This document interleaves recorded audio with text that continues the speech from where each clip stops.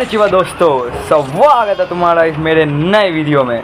तो आज मैं तुम्हें बताने वाला हूँ कि आखिर लूफ़ी ने गियर 5 अचीव या एक्टिवेट कैसे किया। हम सबको पता है कि गियर 4 थे, एक नॉर्मल सा था जिसको मतलब कोई भी तो नहीं बोलूँगा, मतलब कुछ ताकतवर बंदा हरा सकता था। पर कायदो जैसे कि फ़ाइट करने के लिए, एक एम्परर से, एक योंको से फ़ाइट करने के लिए उसको गियर 4 काफ़ी नहीं था। तो उसके लिए लूफ़ी ने गियर 5 लाया। आज मैं तुम्हें ऐसे यही बताने वाला हूँ कि उसने कैसे गियर 5 को लाया। जैसा कि तुम्हें पता है कि लूफ़ी अब गियर 5 में आ चुका है, पर अब सबके मन में एक ही सवाल गूंज रहा है कि हाउ लूफ़ी अचीव गियर 5। आखिरकार लूफ़ी ने गियर 5 कैसे आया, उसने अपने डेविल फ्रूट को कैसे अवेकन किया। कौन सा डेविल फ्रूट है उसका ऐसा जिसने उसको इतनी ताकत दे दी कि वो कायदे जैसे को बॉल बना के उछाल रहा है। तो आज मैं तुम्हें यही बताने वाला हूँ, तो वीडियो को पूरा देखना। तो चलिए शुरू करते हैं। तो सबसे पहले मैं तुम्हें यही बताना चाहता हूँ कि लूफ़ी ने एक्टिवेट कैसे किया अपना गियर 5। जैसा कि तुम्हें पता है एपिसोड नंबर 1071 में लूफ़ी उससे लड़ रहा था, कायदो से लड़ रहा था, और तभी फाइनल बैटल उन दोनों की घमासान युद्ध के दौरान ही लूफ़ी को कायदो ने एक मैसिव हिट मार दिया।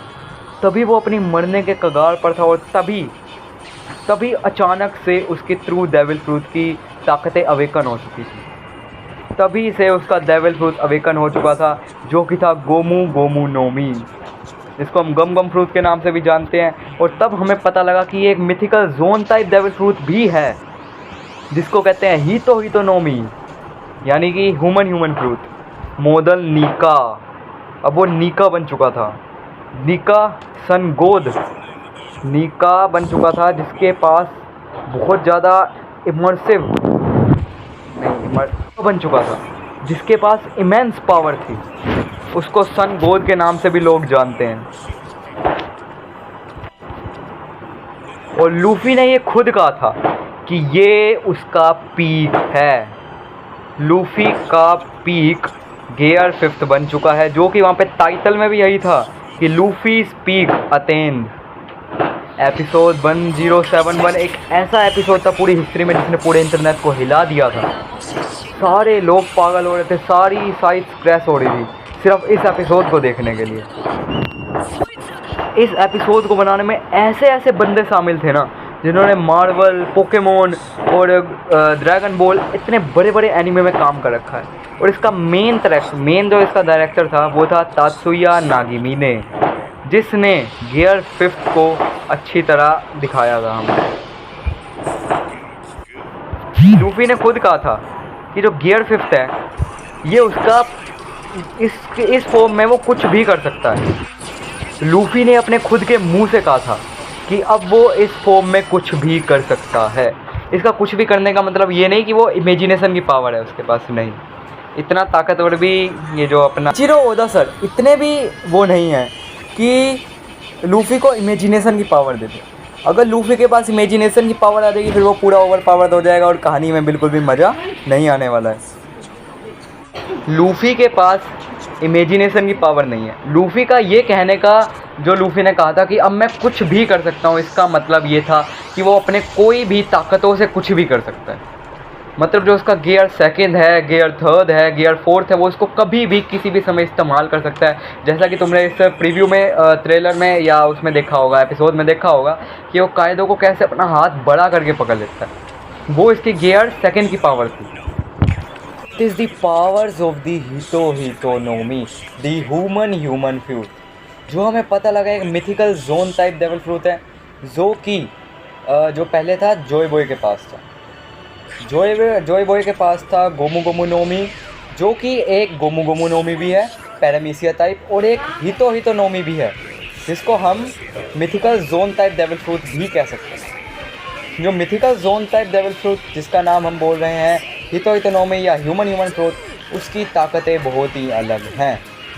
वो एक ह्यूमन फ्रूट है और वो मॉडल सन नीका है, मतलब सन गोद नीका है। वो अब नीका बन चुका है।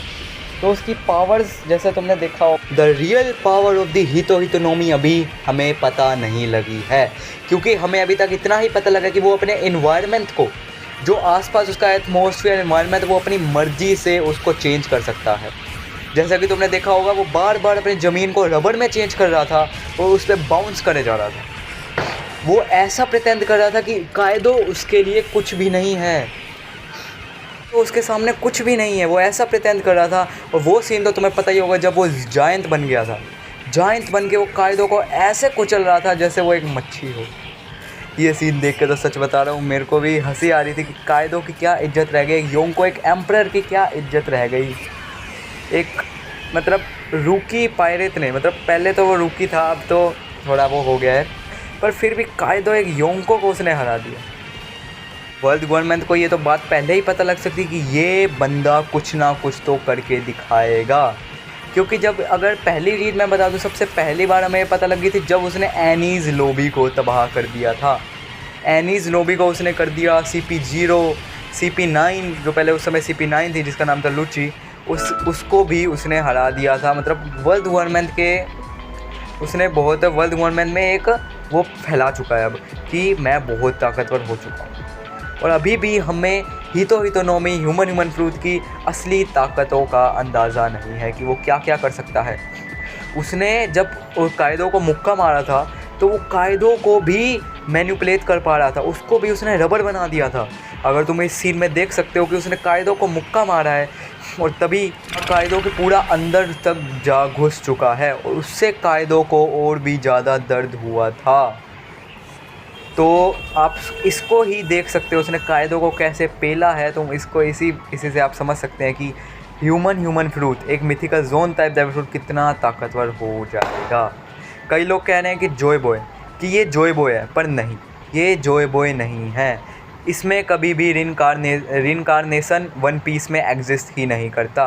जो जॉय बॉय है उसकी विल वन पीस के लूफ़ी में आ चुकी है, जो जॉय बॉय की विल है वो लूफ़ी में आ चुकी है और उसी की वजह से वो आज एक ऐसा बंदा बन चुका है जो आज तक कभी 800 साल पहले हुआ करता था।